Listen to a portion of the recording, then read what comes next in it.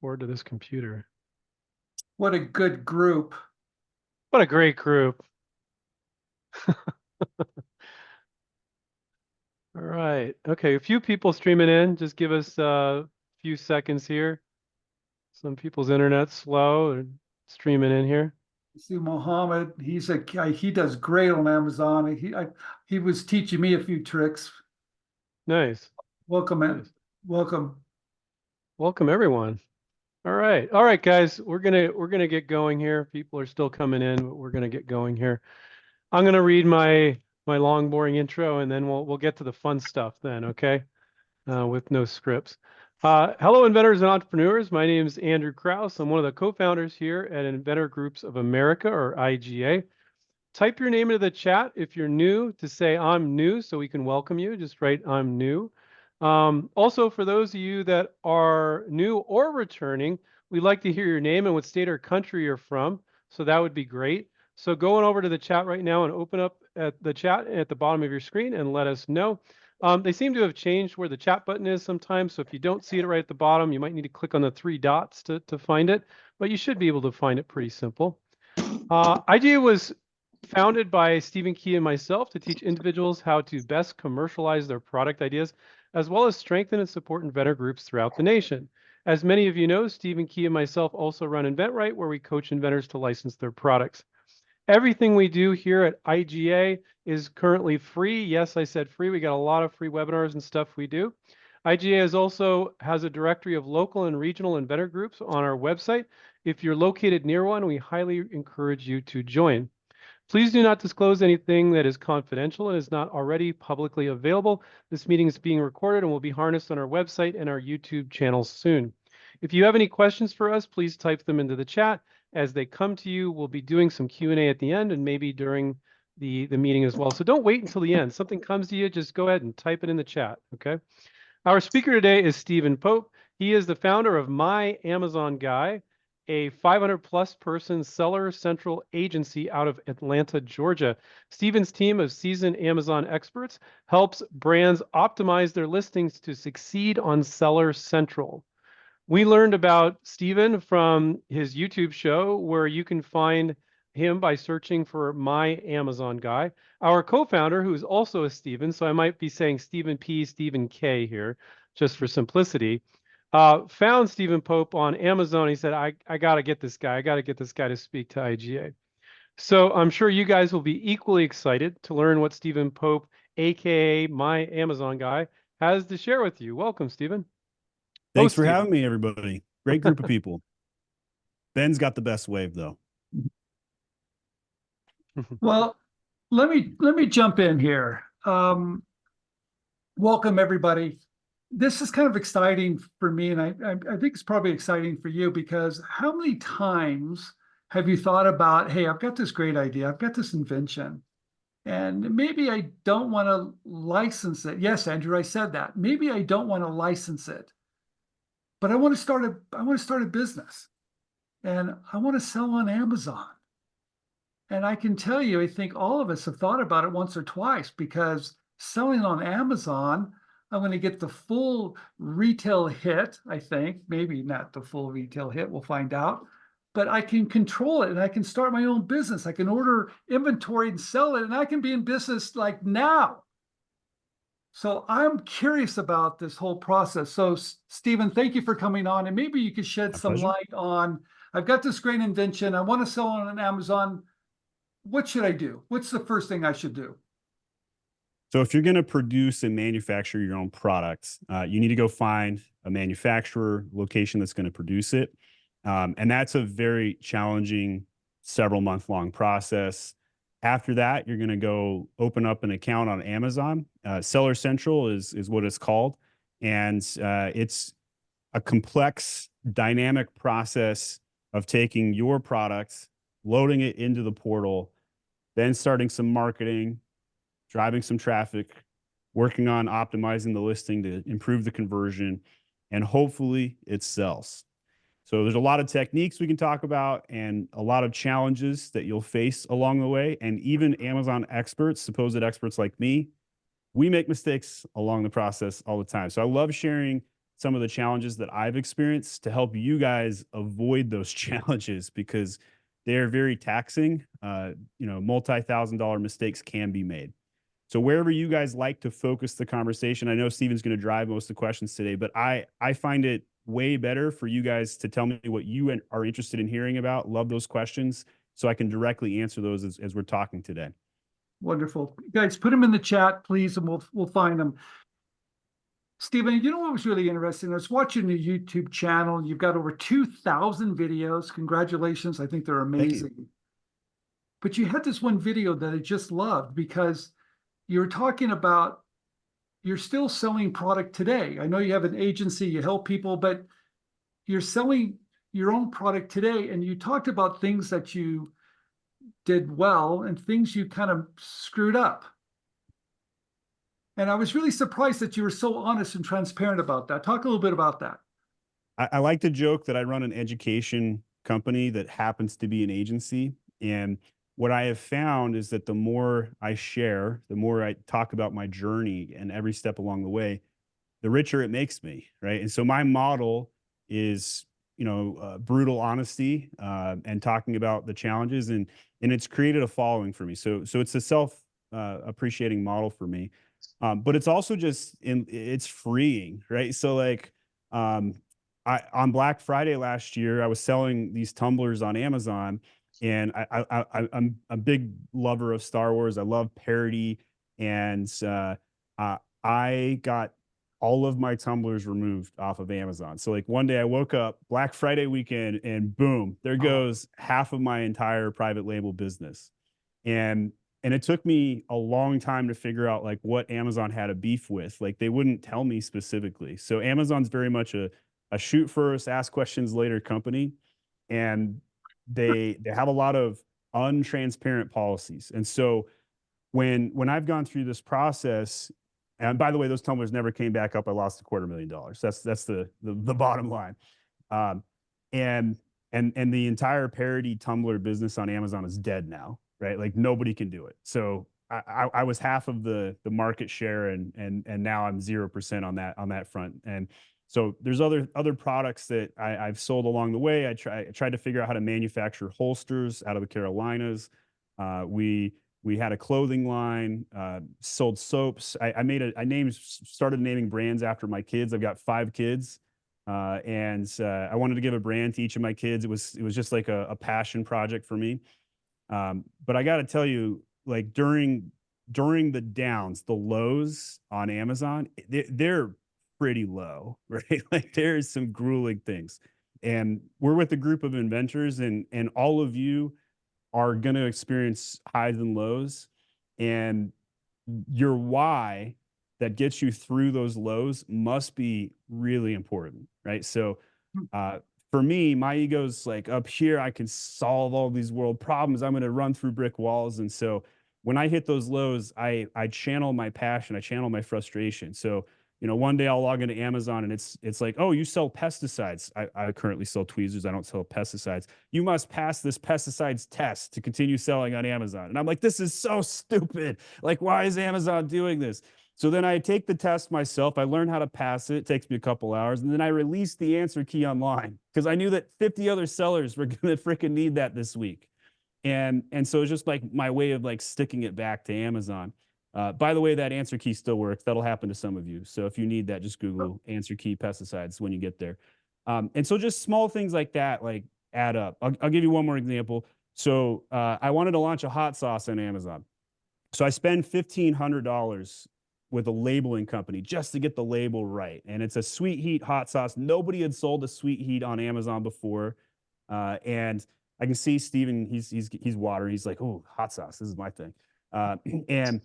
And so like I perfected the formula and I had a great product. I order my 1,000 MOQ, minimum order quantity, right?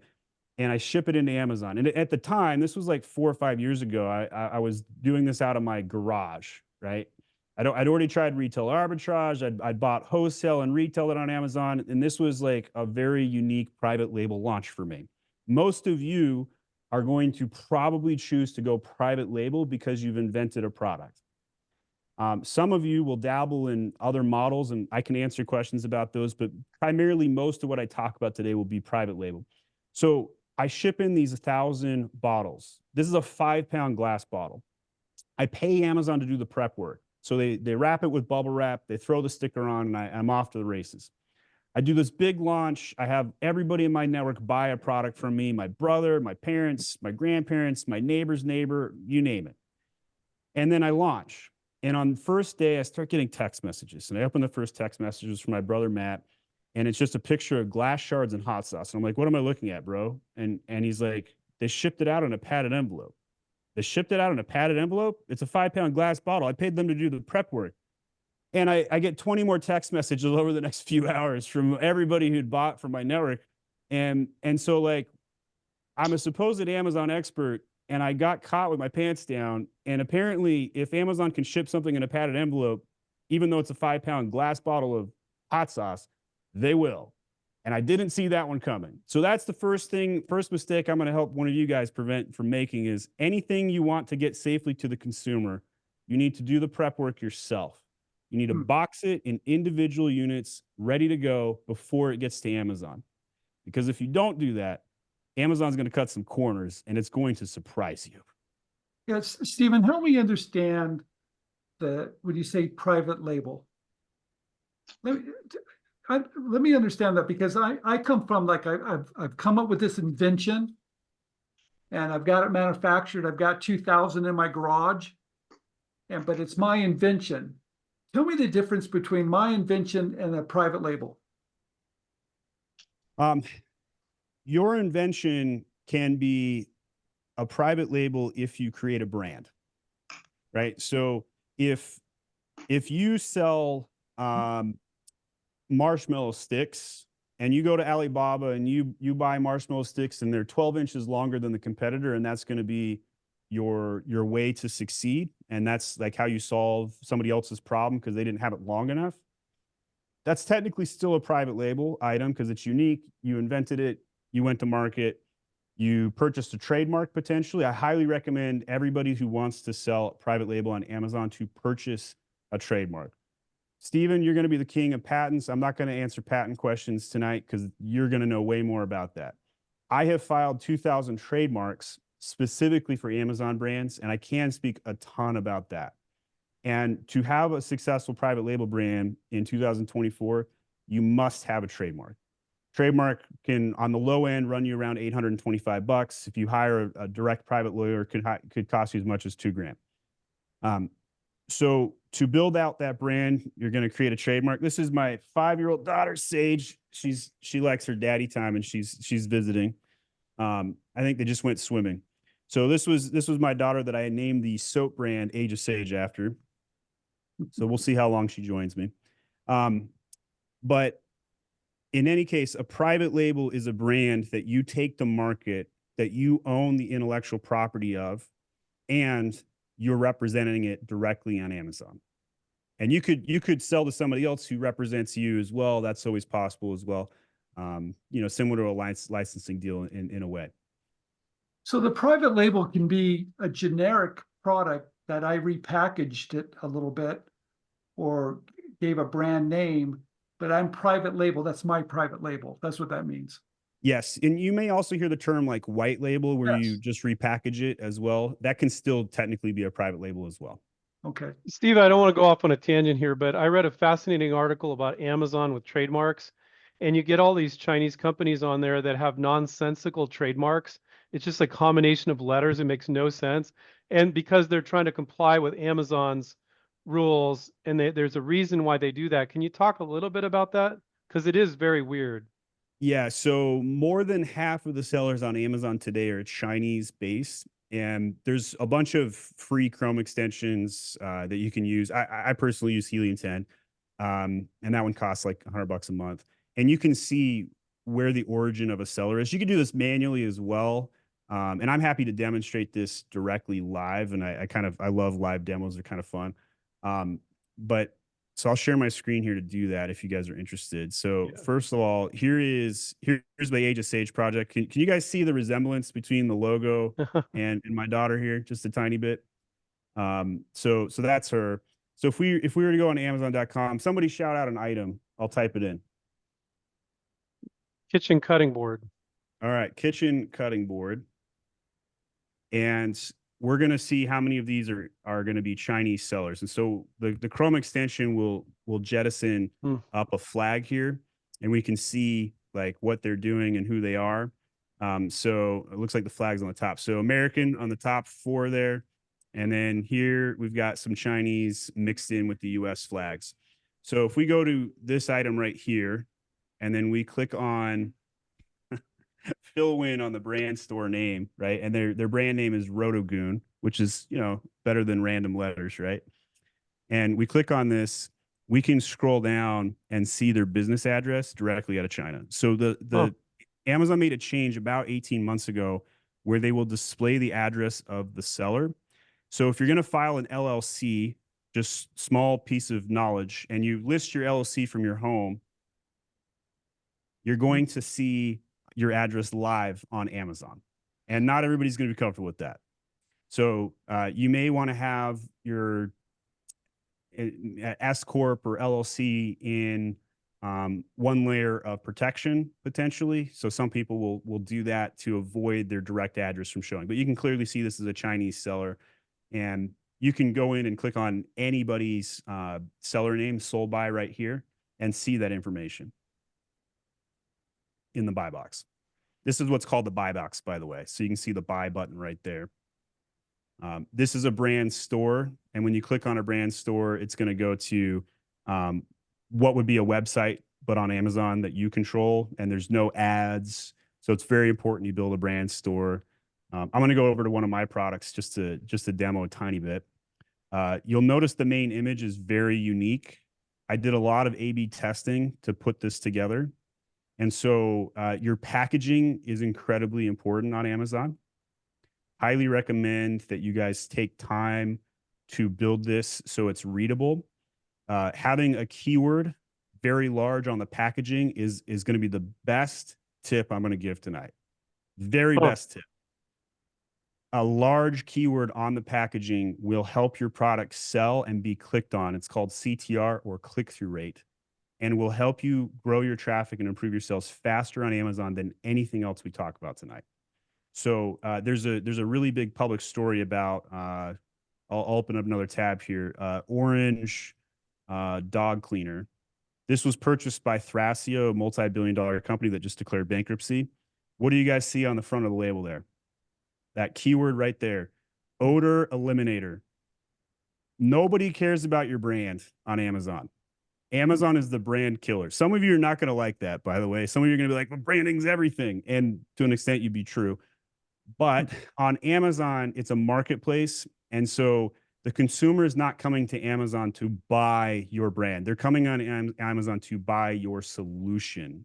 And that's a very big, point to make. So odor eliminator, Thrasio, the multi-billion-dollar aggregator that purchased this product like 4 years ago, maybe longer, all they did to this product when they purchased it was redo the packaging and water the product down. That's it. And they made the keyword gigantic, and they tripled the sales in like 4 months. So we run that play all the time. Big keyword on the packaging. There's another mistake I see a lot of people make, and that is overextending their variations.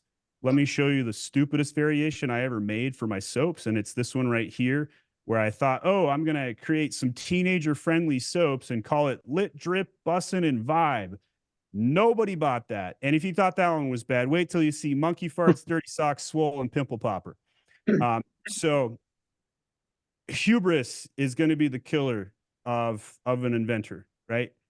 In my opinion, you're better off launching multiple products in different categories versus trying to go deep. An inch wide and a mile deep on one product with variations will not generate as much sales from my experience. In fact, it'll water down and cannibalize some of the other sales.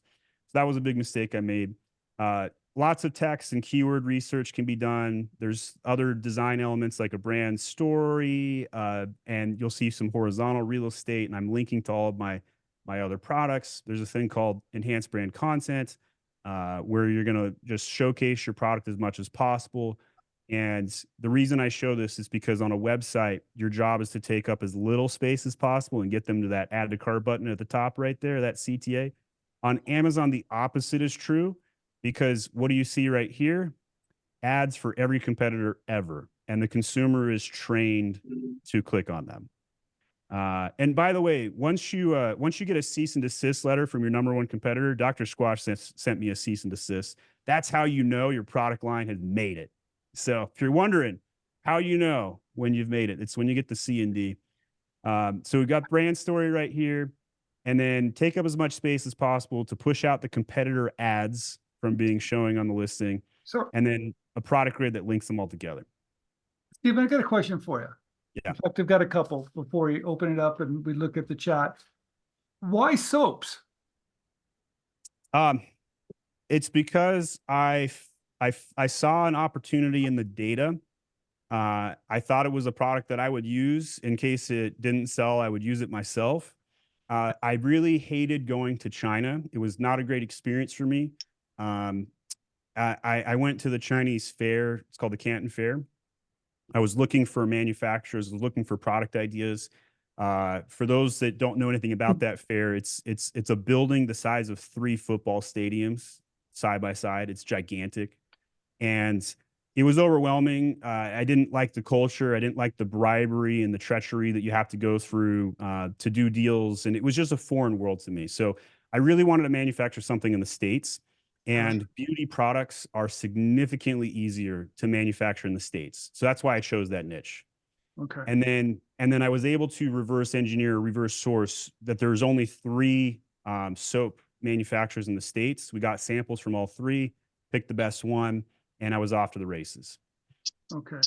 And why soaps again? What did the data tell you that you said, I want to jump into soaps? Yeah. So I wanted to go stateside. That was very important. I wanted to manufacture locally. That was the most important thing to me.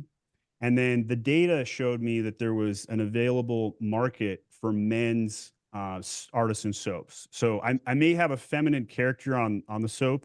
That might be confusing, but I was trying to chase the demographic who would appreciate that.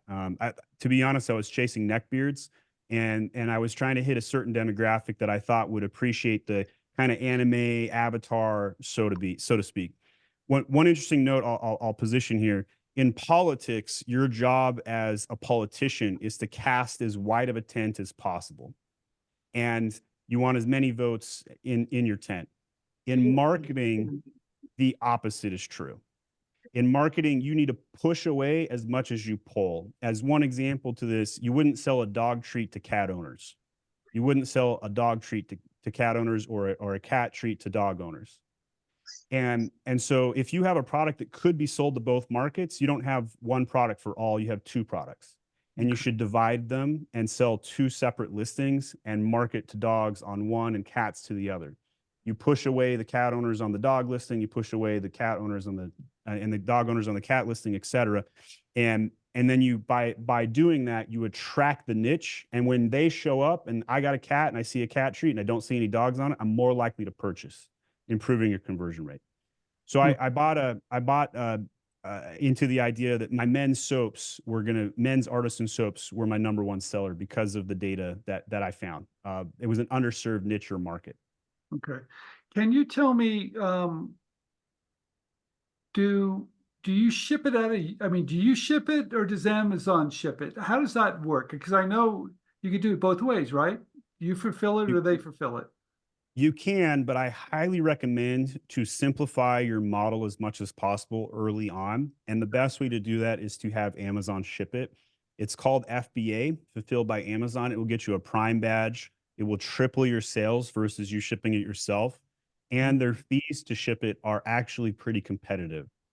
Amazon is increasing fees. You'll hear a lot of people talk about margin shrinking. All of that's true, but FBA specifically is the secret sauce on Amazon, right? Like Amazon is a logistics company. They have solved 2-day shipping, 1-day shipping, Prime Now. God bless the trash man that takes away all the brown boxes. I buy so much stuff on Amazon. And that's the thing. Like there's 82% of US households are Prime members. So if you don't use Amazon's logistics or fulfillment method, you are cutting out large portions of your potential purchasers. So how do I stand out? One last question that then I want to pull it from the audience, the chat bot, to chat. How do I, there's a lot of products being sold on Amazon, right? How many? Yeah, you can buy unicorn meat on Amazon. You can buy a car. You can buy anything. How do people find me? Marketing. So your job as an inventor is to make a great quality product. And typically speaking, the engineers of the world do not make the best marketers. So the guys, I was good in school, but I got to tell you, the guys who are really good at marketing were terrible in school, and they were the class clowns. They were the ones telling jokes. Those people are typically a lot better at marketing and selling things. And so it's a very different world between inventing and marketing.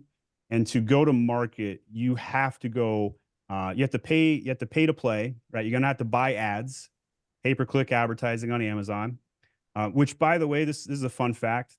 AWS, the marketing cloud for Amazon, has just been passed by Amazon's PPC program. Amazon makes more money selling ads today than they do on all of AWS combined. So that tells you how big the market is. Also, Amazon is like half the economy in the United States, and it's going to grow like another 4 or 5% next year on top of this year. So it's not topped out yet. It's definitely entering its maturity phase, and every product has a life cycle. We're definitely entering the maturity phase. No question about Amazon entering the maturity phase, but there's still time to execute and to still go in. Obviously, if you launched on Amazon 6 years ago, you'd be way better off. Same concept of planting a tree, but the next best time is today. And I'm going to be biased to say go sell on Amazon, but I'm also a realist, and I talk about all the challenges that come along with that. Stephen, can I hit some questions here in the chat? Please. Okay, Thank good. you, Stephen. This first one, I can't help but the comment before it. I mean, this is my comment. Maybe, Stephen, you don't agree. Assuming that Amazon will do everything right, or that all their rules are transparent, is They're not. naive. Correct. Yeah. Yes. So Michelle says, how can Amazon remove your product? Question mark. Did they not see before it being uploaded? How did you lose them? So Amazon owns the data. They own the catalog, and they can choose who is allowed to sell and who's not allowed to sell. So they ban certain things. They're hostile to certain categories. Certain products cannot advertise on Amazon.com, and the lists on those exceptions are quite large. The safest category on Amazon is kitchen, home goods, outdoor, lawn and garden. Those are super safe categories. Still a safe category, but a little bit more difficult is apparel, just due to the size of the SKU counts.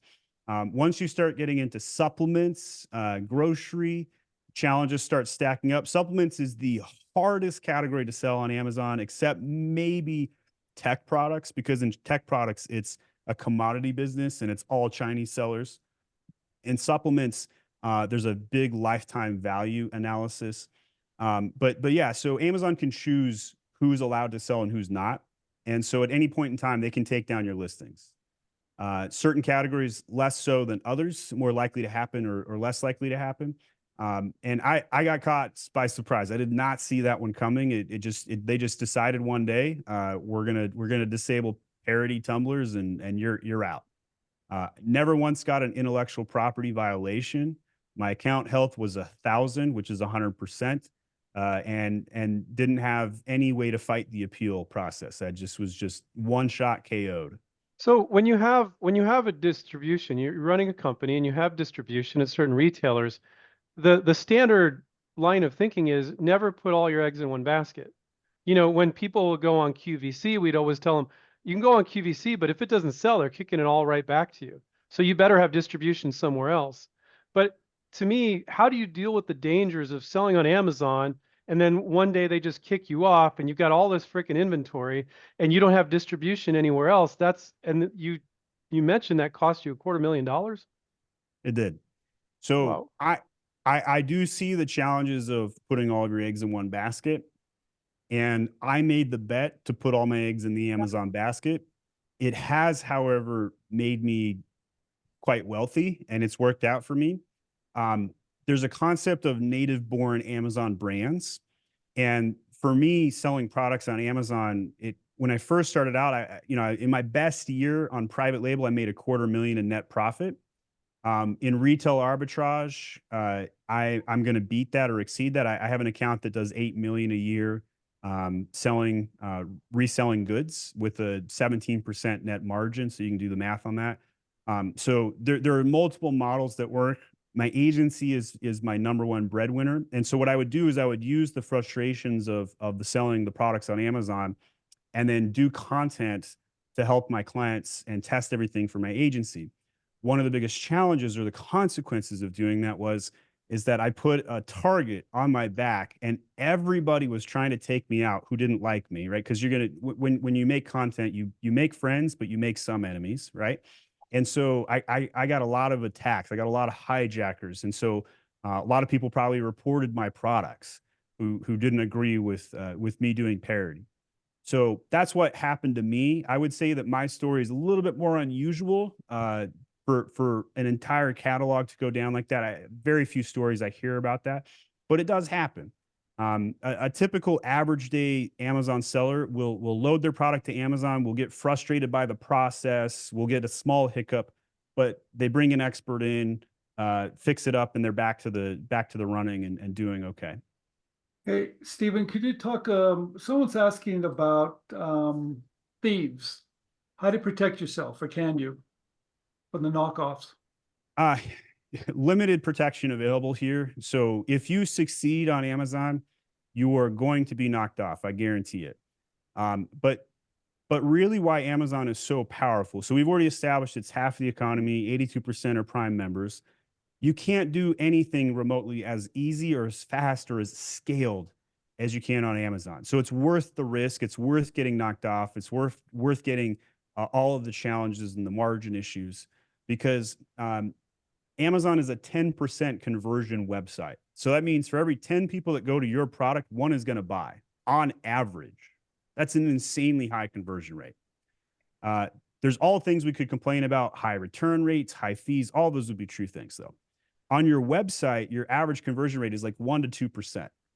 So if you run the math and say, oh, I could pay $1 per click and I could send them to Amazon and I get 10% conversion, or I could pay $1 per click and send them to my website at 1%, 2% conversion, where's my marketing dollars going to go farther? And then if you turn off the ads on your website, your organic will go down to 0. But on Amazon, the opposite is true. You need sales to get sales, and you start to earn keyword rankings. Walmart is a completely different beast. You could do 10 times the amount of work and get 1/10 the return. Why? Because Amazon allows new sellers to leapfrog the rankings and whatever's the best customer experience rules there. But on Walmart, they push the retailer above you. So their in-store products go to the top of the search engine results, and your new product that's a native born product cannot get to the top. So that's why Amazon's so attractive. So they have the largest marketplace. It's the fairest of all worlds, even though Amazon's a giant monopoly, and they make it fair. But I am here to tell you that if you make the next coolest toy ever, so we had a client named Zipstring. He did one of those websites where you do Kickstarter. He did one of those, and one of the guys in his Kickstarter ripped off his products. It's all public, and then started selling on Amazon, right? And this was before all the patents went through and everything else. So that is going to happen. Okay. And you just have to ride the product wave as long as you possibly can while you're getting ripped off, because first to market advantage is large and a huge advantage of the branding, right? So the more you invest in branding, the better off you'll be. Okay, so I file a trademark. I copyright all my designs. So will that help me at all to report that to Amazon? Yes. Okay. So you got copyright law, trademark law, and patent law. So in order, copyright's the weakest, but if you make an image and somebody else steals it, you can report them and they'll get yanked. They'll get taken down. If you have a trademark and somebody uses your trademark, I recommend word marks, not logo marks, specifically for Amazon, by the way, Okay. because a word mark is easier to protect and has more implications, more strength. And so if you trademark a really good term, none of your competitors can use that term. So Age of Sage, that was the trademark I put on the soaps, and easy to protect that. And then with patent, that's a whole different complexity or protection layer. The Chinese are still going to rip you off even if you file a patent. I want to be abundantly clear, but your protection mechanism is much stronger. And a utility patent, once you file a takedown on Amazon against somebody else's product, I've never once seen somebody get back live after they've had a patent utility attack from a competitor. So it's a really good protection mechanism. Stephen, I spoke to a company and it's a law firm, and what they'll look for is an Amazon seller that has at least 10 to 20 knockoff companies selling something similar. And then what they'll do is they'll go after all of them and get like 5 or 10,000 from each one, get them to take it down, get the money, and then share in the proceeds with the Amazon seller that was getting knocked off. It's very odd, and very interesting. But there's a breed of patent attorney that's doing that now. So, And it makes sense because the sellers are left scrambling and wondering what to do, and they do genuinely need the help. And so the culture of the Chinese culture is the #1 best in the world at duplicating things, and that's what they do. And in America for the longest time, we're the best at inventing new things and scaling like awesome new projects, right? And you got a wonderful group of people here who represent the American invention dream. hey, tell me, someone's asked about what does Amazon get to keep? What percent? How much are they making from your product? After everything is combined, the sum total number will be around 33%. That Okay. is going to include a 15% referral fee right off the top. And then the remainder of that fees is generally logistics. And I usually pad somewhere between 10 to 13% for advertising. But 33%, give or take 1 or 2 points, depending on the category, all in, very common for most categories. Okay. So you have to pay very close attention to your profit margins. Yeah, I mean, a typical average net profit margin on Amazon is running around 15%. And if you go from industry to industry, what would you find a typical net margin for most industries?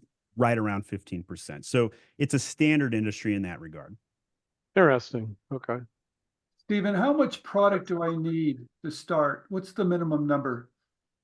I would go with 1,000 quantity personally, but there's many people that bootstrap 400, 500 units. Most manufacturers, though, they don't want to do anything less than 1,000 MOQ, minimum order quantity. Okay. But the more expensive your item, the difference the math can look like. I know a lot of people that try and manufacture out of their house on their first runs, and all kinds of complexity could come from that, 3D printers or whatnot. But it can be done. But you're trading one complexity for another, or you're changing scale out the window in some instances. But I think 1,000 units is a pretty safe bet. And if you think about an average unit costing anywhere from $1 to $5, you times that by 1,000. That's your typical starting cost of goods. And then on Amazon, you'll probably need twice as much as your cost of goods to invest in marketing and some of the other things, just to set a standard so you kind of know what to do all in. Can anything be done for less? Absolutely. Should it be?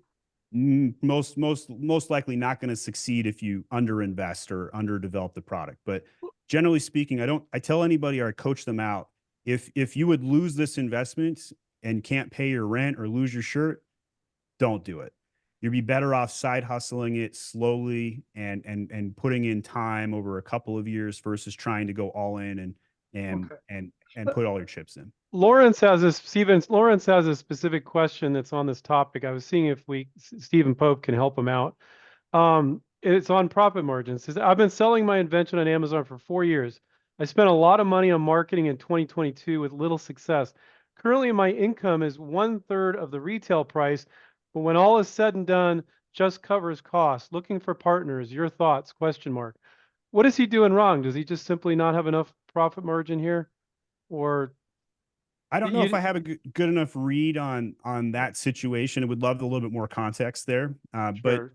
But there's all kinds of reasons why an Amazon brand fails. Profit margin is highly typical. Cash flow is another one. Not having the right marketing. So you might have a great product, you might have cash flow, but not having the right marketing to drive the traffic. And there's a lot of challenges that can come about from a variety of angles. When you sell on Amazon, you're running a full business, right? You can't one man band it past $1 million very effectively, right? Like possible to one man band it, but it just gets really hard at scale because of the complexities.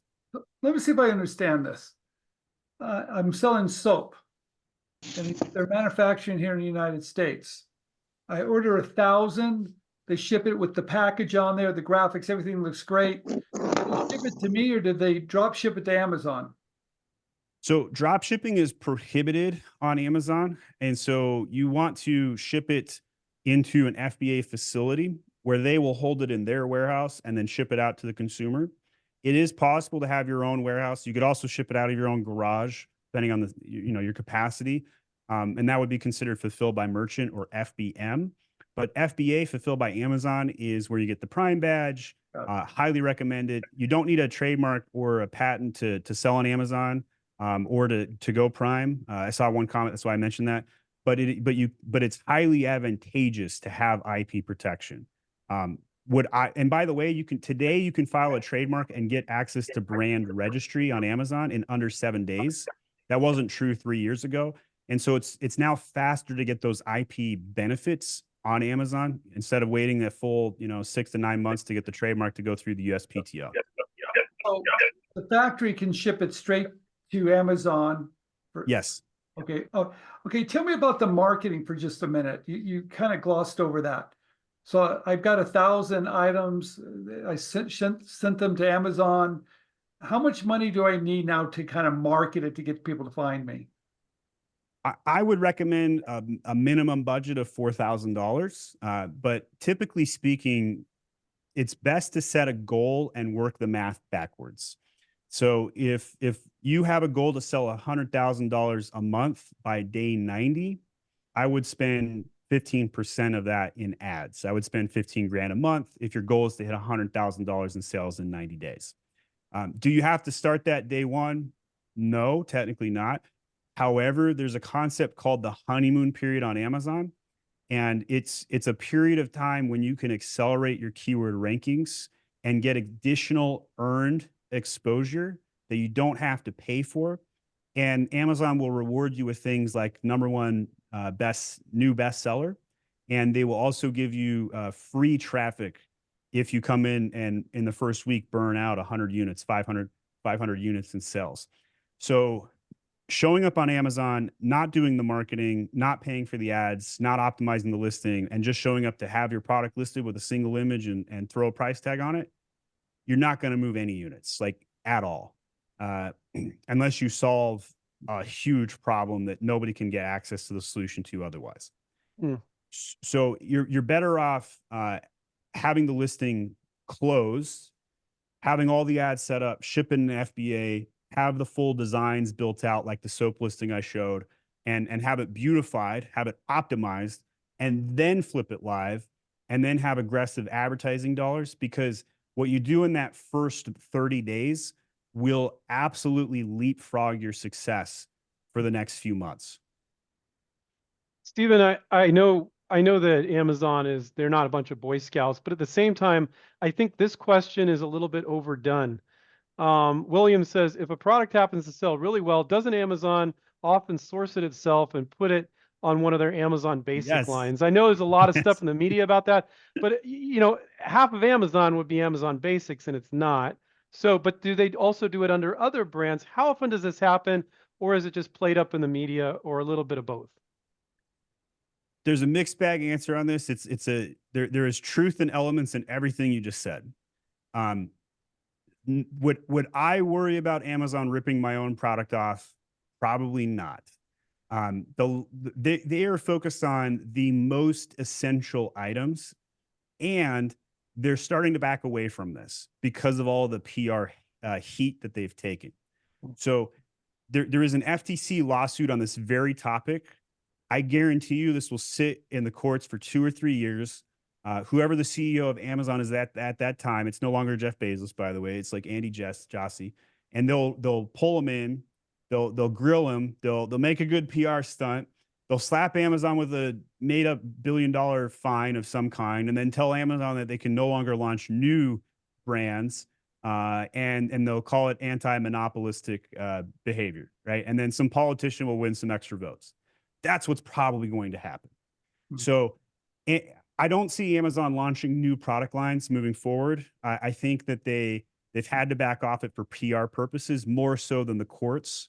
And they have announced closing of about 37 or more brands that they had private labeled directly. So they have Amazon Basics, they've got Elements, they have all kinds of additional products. They killed the battery industry. I don't know if you guys know that, but like the pressure they put on Duracell and Energizer by having their own battery line was insane. And then they would take their own product and advertise it on Duracell's direct listing and then not charge themselves ads, which was totally like the scummiest thing a monopoly does. So elements of truth in everything Andrew just said, 100%. Now, most of us are going to be the $1 million, $5 million sellers on Amazon, maybe even $250,000, right? Depending on how niche the item is. The likelihood of Amazon or another knockoff product going after your product when there's millions of other opportunities is just a lot smaller than many people assume, though. Hey, Steve, I've got a question for you. If let's talk about your agency for a minute. Let's say, Sure. Do you do everything for me? If I have a product, will you take care of all of it? Do you teach me how to do it? What do you tell me about that? So we're a full service agency. Typically, we will work with somebody from either the beginning or after they've sold on Amazon for a year or two, depending on budget or how aggressive somebody wants to go. We'll take a seller from 0 to $1 million per month. We have many case studies where we've done that and made some brands publicly. What we do is we don't touch the product physically. So we're your digital marketing wing. Okay. So you guys source the product, you come up with the product idea, and then you bring it to us and we take it to market. And then we'll load it and take care of all of the Amazon headaches and challenges. And the reason why this relationship typically works for inventors and for other brand owners is because the most valuable thing that they can do with their time, your time, is to go make more products. And so our job is to come in and make sure your products sell. And for every 3 products we generally work with, 1 will do really well, 1 will break even, and 1 will just be a total bust. And so if you think about that concept in the concept of threes, if you're a single product inventor, you've got nothing to lose, might as well try it. But if you have a line of 3 items, that's generally the math that I typically see for success. And so I personally try and launch in sets of 3, and I find it to be the most economical, most cost effective. But many people who are bootstrapping, I'm sure there's many people who are on this webinar today that have full-time jobs and they're dabbling on the side. You got to start somewhere, right? Plant the small tree today. Just get your product listed. There's many best practices that I've said today that you won't be able to get to in your first year. That's totally normal. As long as you get started, you'll see your journey begin. Right? Well, going back to what you were saying, Stephen, don't just get your product listed. You got to have the money to advertise it too, right? Ideally. Yeah. What do you charge % of the sales, or is it upfront fee? I mean, how is that all structured? Yeah, I found that the thing that's worked the best for my agency's model has been to charge kind of a middle of the road retainer and a middle of the road revenue share. So if we were quoting somebody who was just starting, let's say they had 3 products, we would quote them somewhere around 3,500 plus 3% revenue share. We actually do have our pricing publicly listed on our website. So if anybody's curious, they want to put in some of their stats, maybe you're a current seller right now, you can do that. At myamazonguy.com, just click on the get quote button. Stephen Key, this is a really good question. I think a lot of our audience will like, because we teach licensing at our other business. So a lot of you are licensing, some of you are not in venturing, but I'm going to expand on William's question. William said, can we count on most licensees? These are large companies they license their product to for royalties, right? Can we count on most licensees having the exposure and skills to sell on Amazon as one of their sales channels?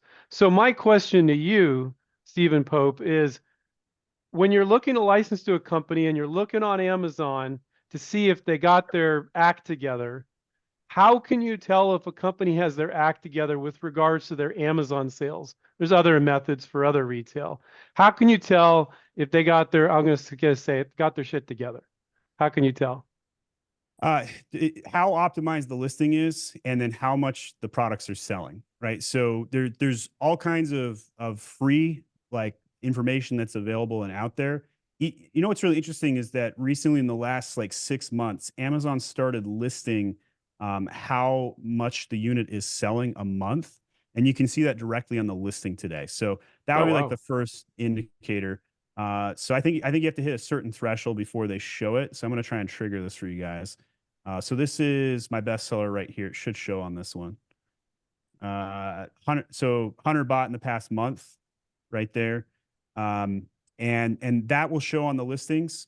You can also gauge it based on reviews, based on how optimized listings are, how many products are being sold by the company. So you can click on their brand store. So this is the brand store, and you can see like how optimized the listings are, and what's included. Okay, what do you mean how optimized the listings are? What does that mean for people that are new to this? Yeah, so showing up with a full image stack with infographics, a customer avatar, videos being shot, parentage being built, how much copies in the bullet points. Do they have a brand story that says from the brand right there? Do they have A+ content? So some sellers on Amazon skip everything I just mentioned, and they can get some sales. But the best thing that's going to represent the brand is going to require optimizing every potential element to maximize the sales. The last thing that you could do, right? So if we go back to Amazon, we type in garlic press, right? You can actually see this. And Zule Kitchen is a very large kitchen brand on Amazon. And one of the things that they did was sell their item at the lowest possible price for lengthy periods of time. So one of the tools I use is called Helium 10. It's not loading fast enough for us for a live demo here, but they showcase the price over time, and you can see how often they update the price. And what I want to show is that, like, right now they're at $10 because they're running a sale a little bit, but they launched this item at $7. And if you look at their other variations, right, and we look at some of these, they normally, it looks like they're actually running like a 50% off deal right now. But here's a case example of one where they don't have the deal, and it's at $20. They're the #1 bestseller in garlic presses. They sell, thousands and thousands of these every single, month. Each variation, that one's got 600 units. Some of these have more than others, but you can see a lot of public data, and you can see like what they're doing. And just be prepared. Probably the second best tip I'll give tonight is when you launch your product, launch it at 50% off. And it's not that you're trying to run a sale, it's that you're trying to generate sales. So the concept on Amazon, you need sales to get sales. It's a weird circular logic statement, but once you break it down, it makes some sense. The more sales you get on Amazon, the more they reward you with real estate and more SEO rankings. Therefore, when you first launch the product, there's the honeymoon period. Hit it hard, have as much advertising as you possibly can when you first get started.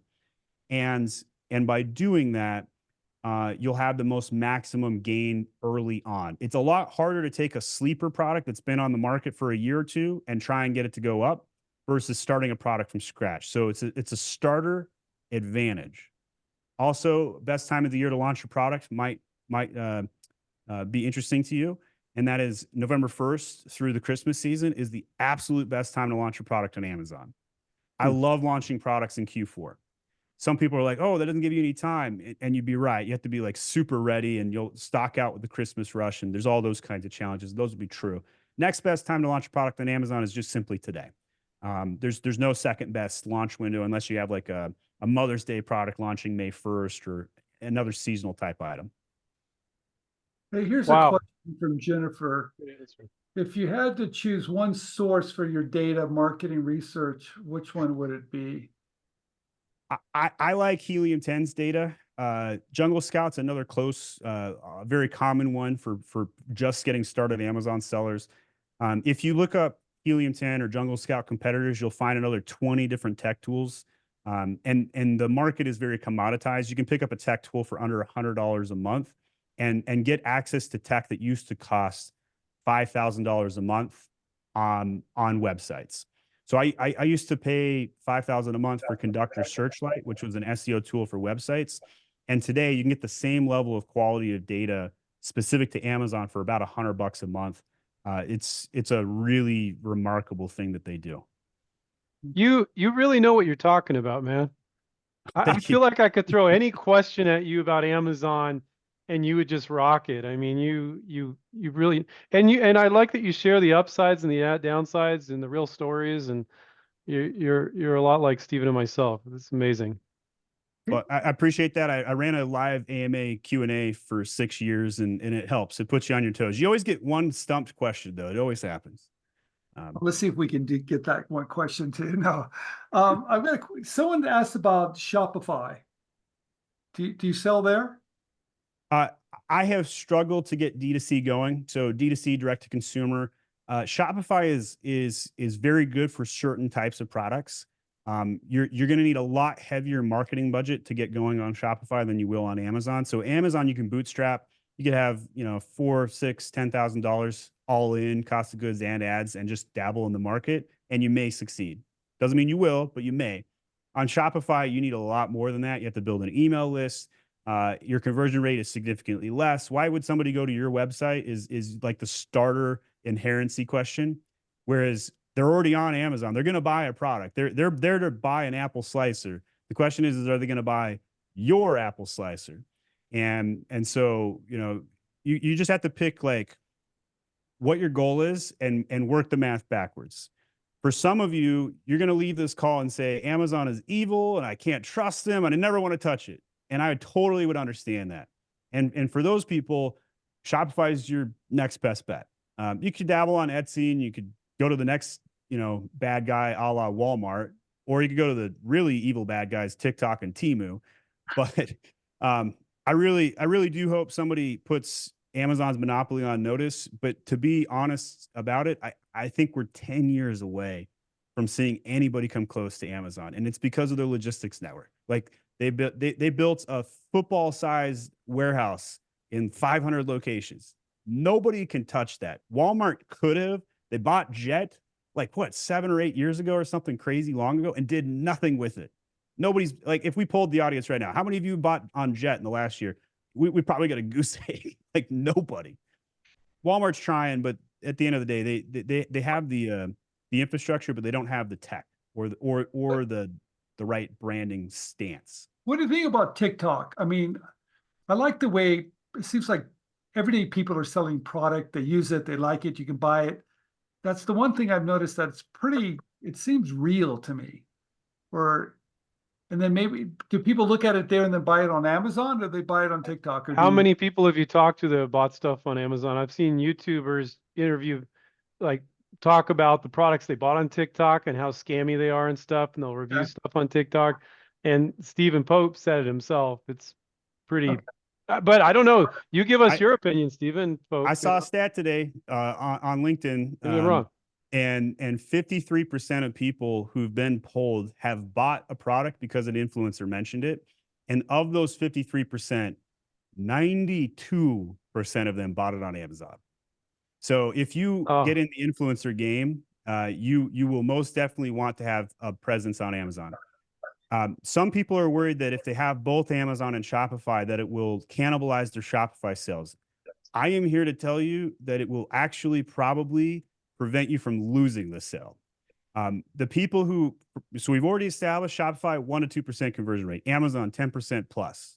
Okay, so you're already minimum 6x, could be more than that on a conversion boost. And so what happens is that somebody will learn about your products, maybe go to your website, but then they like check Amazon before they go through the checkout funnel. Why? Because they don't want to give you your credit card information. They don't trust you. They don't want to wait a week for your item. They want 2-day prime, ship now, high quality return, so I can trust the product. And by the way, some of you who want to break into retail, guess what the first thing a lot of these retailers do? They look at your Amazon reviews. And if you can't make it on Amazon, why would they pull you into the retail store? That's a lot. I hear a lot of feedback like that. Hmm. What about cannabis? When's that coming to Amazon, or is it on Amazon? It won't.